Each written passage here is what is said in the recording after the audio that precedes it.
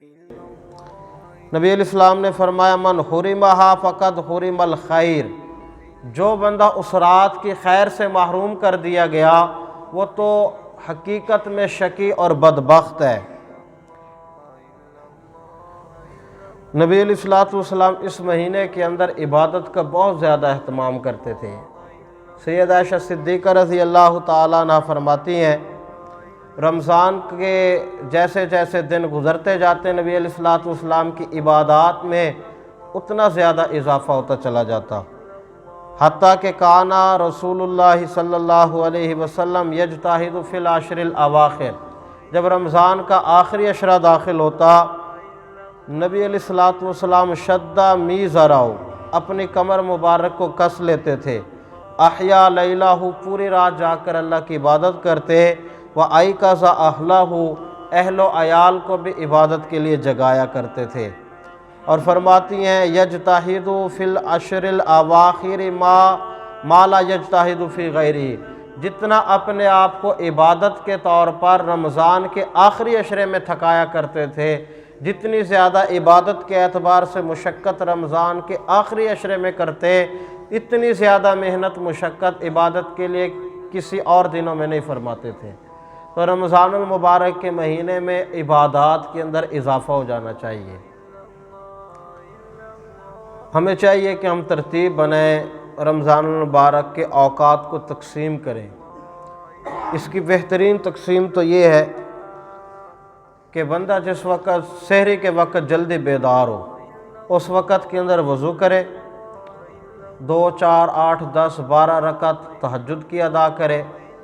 وقت زیادہ ہو تو کچھ قرآن مجید کی تلاوت کر لے، پھر لمبی اللہ کے ہاں دعا مانگے، اللہ کے سامنے گڑ گڑائے، آوازاری کرے، اپنے گناہوں کی معافی مانگے، استغفار پڑھے، سحری کھائے، اور سحری ختم ہونے پر وضو کی ضرورت ہو تو پھر دوبارہ وضو کر لے، اپنی ضرورتوں سے فارغ ہو کر 2 سنتیں اپنے گھر میں ہو سکتا ہے تو ہلکی سی ادا کرے، پھر مسجد آ جائے، مسجد میں آ کے فجر کی نماز ادا کرے، ہمت ہو تو اس کے بعد تلاوت کر لے، ہمت نہیں ہے تو اپنے گھر چلا جائے، جا کر سو جائے۔ 8 بجے 9 بجے 10 بجے جس وقت آپ بیدار ہوں اسی وقت آپ اشراق کے نوافل بھی پڑھ لیں اور چاشت کے نوافل بھی اسی وقت ایک ہی ساتھ ادا کر لیں، اشراق اور چاشت کے نوافل اسی وقت آپ پڑھ لیں۔ اس کے بعد آپ نے دفتروں میں جانا ہے، زمینوں پہ جانا ہے، دکانوں پہ جانا ہے، جس نے جہاں جانا ہے اپنے کام کے سلسلے میں چلا جائے اور اپنے کاموں میں مصروف ہو جائے۔ کوشش کرے سبحان اللہ، الحمدللہ، لا الہ الا اللہ، اللہ اکبر، درود پاک، استغفار اپنی زبان سے پڑھتا رہے۔ ہمارے بزرگ بھی یہ کہتے تھے ہاتھ دستبکار دل بیار، کہ ہاتھ سے کام کاج کرے، زبان سے اللہ کو یاد کرے، تو ہاتھوں سے کام کرتا رہے، زبان سے ذکر کرتا رہے۔ ظہر کی نماز جماعت کے ساتھ ادا کر لے، اس کے بعد کوشش کرے تھوڑی سی تلاوت کر لے، اگر نہ بھی کر سکے تو پھر اپنے کاموں میں مصروف ہو جائے۔ عصر کی نماز ادا کرے جماعت کے ساتھ، ہو سکے پھر کچھ قرآن پاک کی تلاوت کرے، ورنہ اپنے ضروری کاموں کو سمیٹ لے اور جلدی سے اپنے گھر پہنچے۔ افطاری کے لیے افطار سے آدھا گھنٹہ پہلے دسترخوان پہ بیٹھ جائے، استغفار پڑھے، لمبی اللہ سے دعا کرے، مغرب کے لیے افطاری کرے، افطاری کے بعد مغرب کی نماز جماعت کے ساتھ ادا کرے، اس کے نماز کے بعد 6 رکعت پڑھے 2 2 کر کے، جس کو اوابین کے نوافل کہتے ہیں۔ نبی علیہ السلام نے ان نوافل کی بھی بڑی فضیلت بیان فرمائی ہے۔ علماء نے یہ بھی لکھا ہے کہ 2 سنتیں ہم پڑھتے ہیں، اس کے ساتھ پھر 2 نفل کئی لوگ عام طور پر ادا کرتے ہیں، اسی کے ساتھ اگر 2 نفل اور پڑھ لیں گے یہ بھی اوابین میں شمار ہو جائے گی۔ تو اوابین کے نوافل پڑھیں،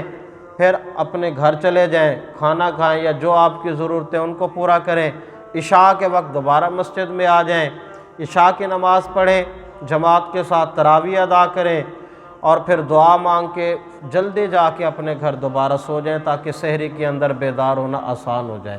تو یہ رمضان المبارک گزارنے کی ایک آسان سی ترتیب ہے۔ مسجد میں کسی وقت میں آپ پہلے پہنچے ہیں، وضو کیا ہے تو 2 رکعت تحیۃ الوضو کے پڑھ لیں، مسجد میں آئے ہیں 2 رکعت آپ نفل کے طور پہ تحیت المسجد کے پڑھ لیں۔ نبی علیہ الصلوۃ والسلام نے فرمایا جو بندہ یہ 2 نفل پڑھے اللہ پچھلے سارے گناہ اس بندے کے معاف کر دیتے ہیں۔ اچھا، ہم فجر کی نماز کے بعد 33 مرتبہ سبحان اللہ، 33 مرتبہ الحمدللہ، 34 مرتبہ اللہ اکبر پڑھتے ہیں۔ عام طور پہ مسجدوں میں اس کا اہتمام ہوتا ہے، اور یہ اللہ کا حکم ہے۔ اللہ تعالیٰ نے قرآن مجید میں فرمایا یا ایھا الذین آمنوا اذکروا اللہ ذکرا کثیرا وسبحوہ بکرۃ واصیلا، اے ایمان وہ اللہ کا ذکر کرو ذکر کثیر۔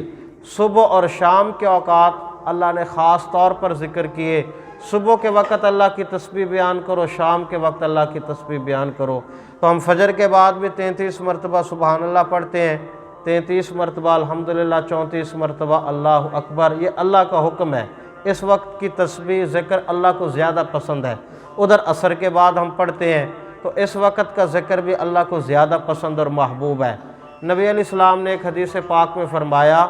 جو بندہ ہر فرض نماز کے بعد 33 مرتبہ سبحان اللہ، 33 مرتبہ الحمدللہ، 34 مرتبہ اللہ اکبر پڑھے گا، اس کے گناہ سمندر کی جھاگ کے برابر بھی کیوں نہیں ہوں گے، غفر لہ ما تقدم من ذنبہ، اللہ تعالیٰ سارے گناہوں کو معاف فرما دیں گے۔ رمضان میں ہم کوشش کریں اس تسبیح کو ہر نماز کے بعد پڑھنے کی، اس کو تسبیحات فاطمی بھی کہتے ہیں، تو اس کی کوشش کریں رمضان میں ہر نماز کے بعد ہم پڑھ لیں۔ اللہ تعالیٰ ان کی باتوں پر ہمیں عمل کی توفیق عطا فرما دے۔